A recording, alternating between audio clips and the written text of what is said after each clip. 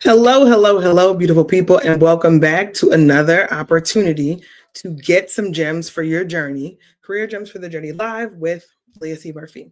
I am in a different location than I'm normally in, and you guys will be able to tell from my background. I'm actually in transition, waiting for some travel plans to materialize. So I'm here, and I wanted to make sure that I could hold my commitment without denying the opportunity for us to be able to be together, because I absolutely enjoy the time that we get to spend together here live.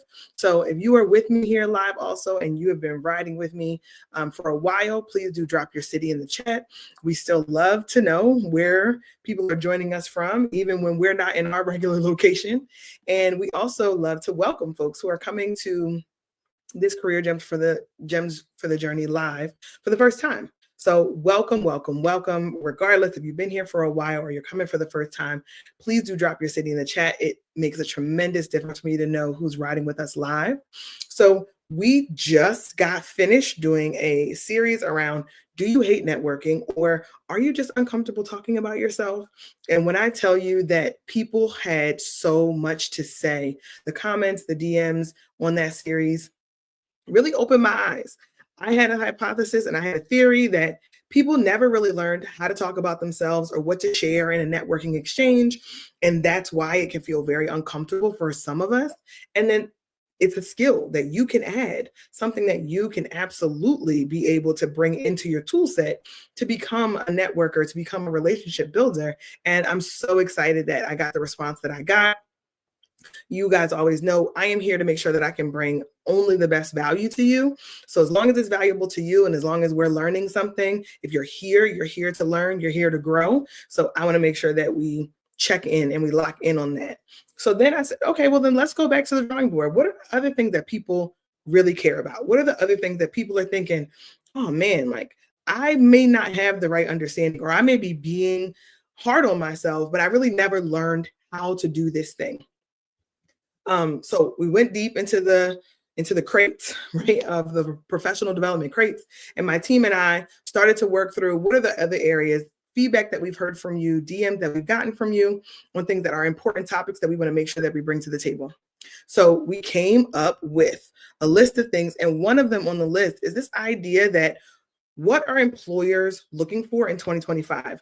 The market of job search in today's as of June 2025, it's so different than what it was 1 year, 2 year, let alone 4 years ago. So we know that there's a lot of change that's happening, and we hear people refer to it often. We may hear comments about it on the news. We may hear comments about it on social media, on other platforms. But I wanted to bring it in to this discussion so that I can give you what I am hearing directly as somebody who's working directly with employers, working with corporations, nonprofits, academic institutions, what I'm hearing directly about what the job market looks like today and the shakeup that we're starting to see, that we've been seeing for a little while.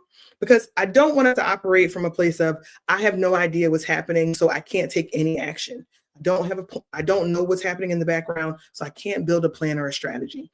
I want you to have the information that you need in order to be successful in whatever it is you want to pursue. So what you are going to get from me is always real talk on what's happening in the job market, what employers are asking for. And this series is going to give us a chance to talk about the skills shakeup and what employers are looking for in this stage so that you can put a plan together to strategically move in a direction that works for you. So I'm checking my notes on the side here because we're diving into a brand new topic, something that I've talked about in detail, but I want to make sure that I give it to you in a way that allows you to take real, tangible action. So have you ever asked yourself, what do I specifically need to be learning or doing in order to stay competitive in this current market? And I ask myself this all the time as a business owner, as an entrepreneur, as a subject matter expert, as an advisor to C-suites and to leaders in organizations. What do I need to be learning, doing? How do I need to be growing to continue to add value to my clients, to my customers? And as someone who worked inside of organizations, that's still the question that we should be asking ourselves as entrepreneurs, as aspiring entrepreneurs, as current employees. what are the things that I need to be learning in order to stay competitive? So here's the thing. The truth is that there is a shift that is going away from 4-year degrees as the only means of getting into organizations. So, education and 4-year colleges, bachelor's degrees, and that entire industry is going through a real transformation where there is a connection that needs to be consistently made between companies and employers and academic institutions and what they're doing in the academic institution to ready people for the professional job market or to ready them for entrepreneurship. So the fact of the matter is, those 4-year institutions are not the only path that you can take to get into larger organizations. So when you think about companies like Google, companies like Accenture, even companies or organizations at one point in time, when we think about state or local government, the shift that we're seeing around skills and competencies that go along with degrees or skills and competencies and experience have really been seen as something that is transforming the way employers are considering talent. So if you have a 4-year degree, it is still a great asset for you to be able to continue to leverage. But if you're new to the professional arena or you're looking to make a shift or a pivot, the idea that you have to get a specific degree in order to get into some of these companies is just being disrupted. And here, I'll tell you all, I have a 4-year degree. I have a partner who has a 4-year degree and a master's degree. Many of the people in my network made the investment and got graduate degrees.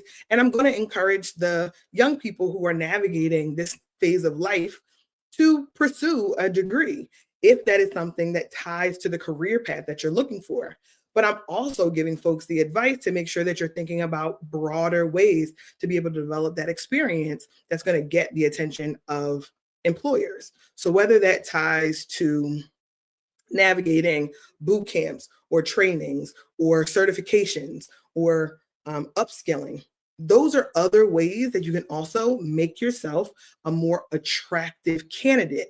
So they're not just scanning for what school that you went to. The school that you went to can be an asset, but thinking about these other things, how you solve problems, what's your critical thinking ability, what type of technology are you comfortable or more adept in, then companies are really thinking about, how do I get the best talent that's out there in addition to their old requirements? They're making some shifts.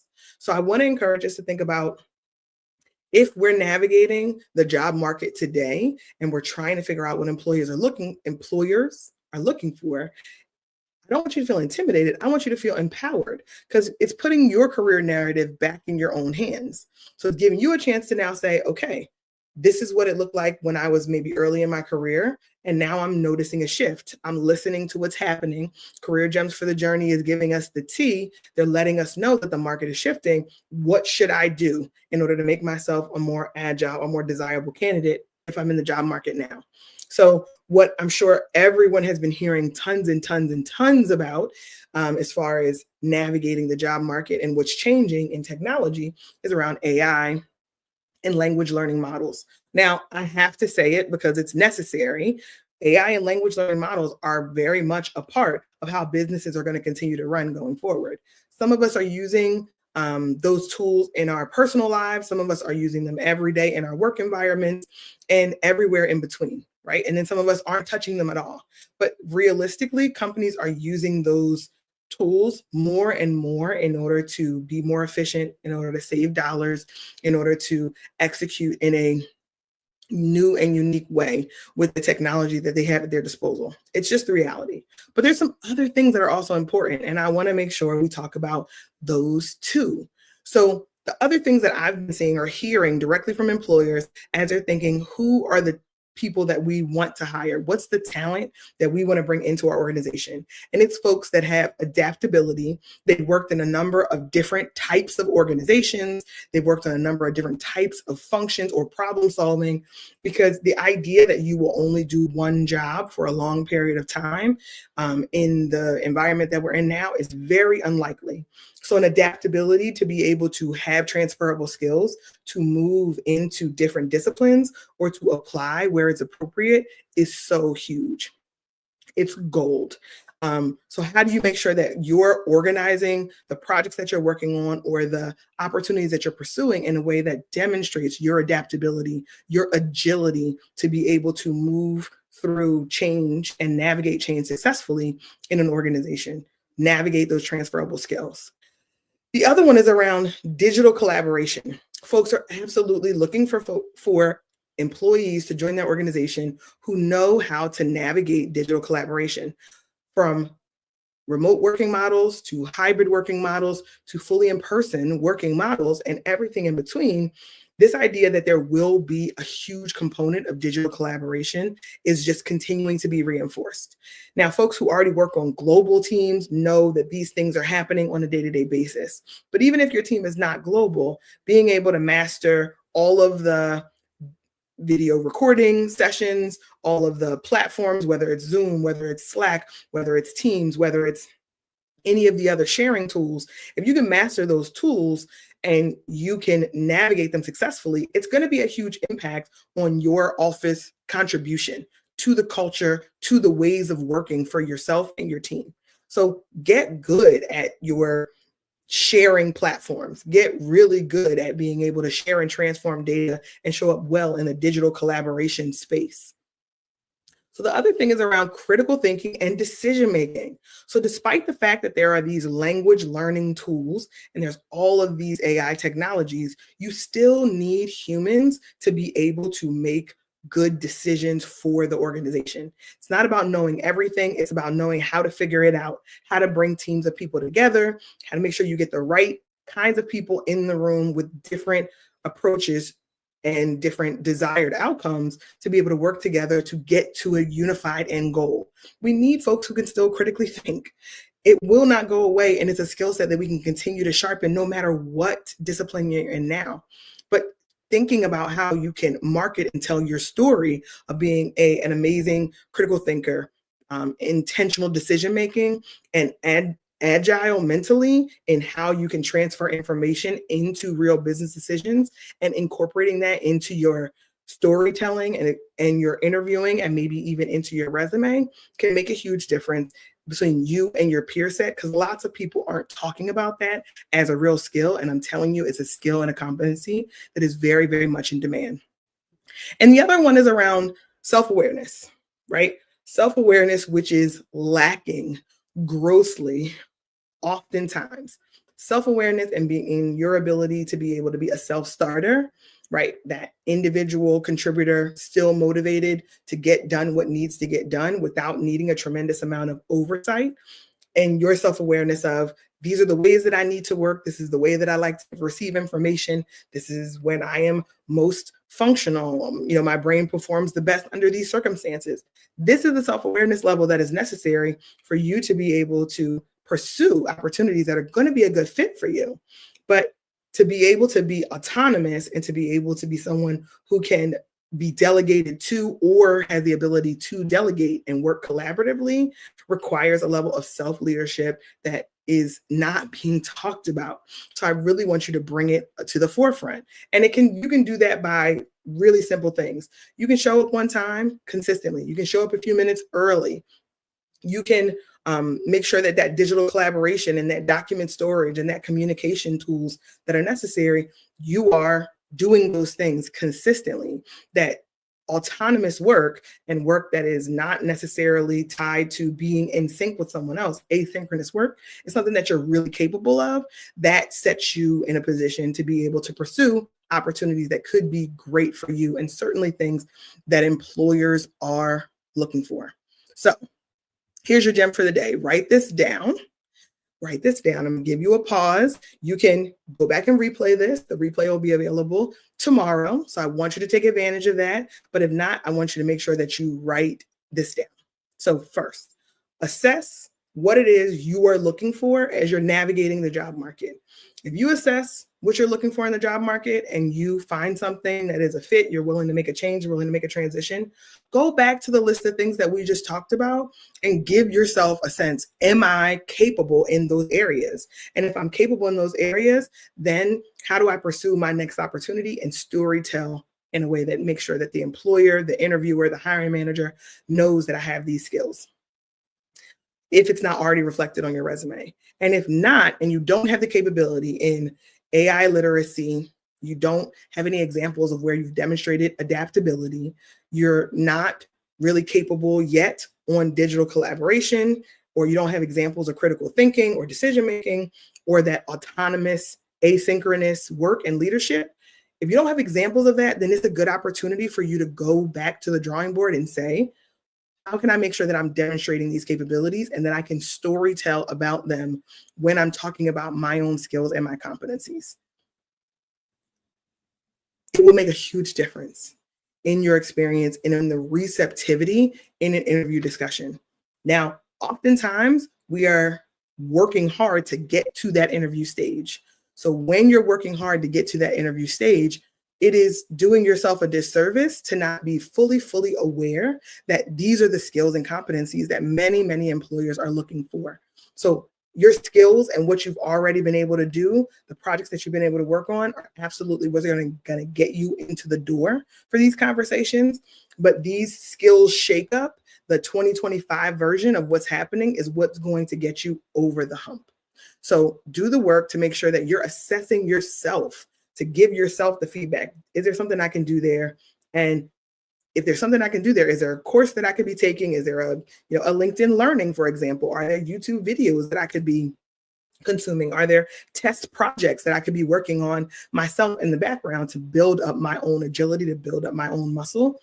And these things can be done in addition to the 4-year degree that you already have, or sometimes in place of a 4-year degree that you already have, because you may have some skills and experience that gives the equivalent of a 4-year degree. And these extra skills are just the most relevant for you to jump into today. So I want you to activate and get started as quickly as possible. You heard it today. You're hearing it right now. If you do this self-assessment and do the work to say, do I have these skills? Am I showing up in this way? It will make a huge difference in your marketability. So I want you to think about telling your story in a way that talks about what skills and competencies you've already built through your career, through your experience, but also tells the story that you understand what's relevant for companies today and the job market that we're in right now. The two things together, the both and, can be really impactful in transforming your readiness and your desirability and value in the market. It is a very competitive market. I think we all know that. It's an extremely competitive market. So the more work that you can do to stand out, to differentiate yourself amongst your peers and other job seekers, the better it is for you. So if any of this was valuable to you, I would really appreciate you dropping that in the chat, letting me know if there's something new or unique that you heard, because I want to make sure that this continues to be extremely valuable for you all. Now, I'm going to let you go because I have travel plans that I need to make sure that I don't miss while I was in here talking to you guys.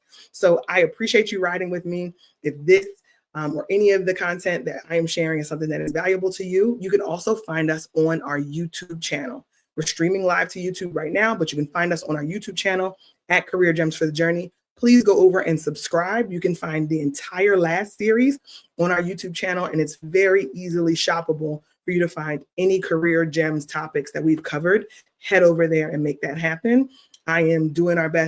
We are doing our best to make amazing content that is valuable for you, but we need people to like and subscribe and to engage with it in order to make sure that we know it's on point and it's aligned to meet your needs. So until next Tuesday at 12 p.m. Eastern Time, where we will be back right here, please make your journey work for you. And for anybody who's listening who celebrates Father's Day coming up this Tuesday, happy Father's Day to all the fathers, all the father figures, and everyone who's played the part of a father in the life of a young person. I personally absolutely love Father's Day. Shout out to my father community, especially starting with my husband, who is a phenomenal father and a phenomenal partner. So I had to just drop that little personal note. Until we see one another again, make your journey work for you. And I will see you next Tuesday, 12 p.m. Eastern Standard Time.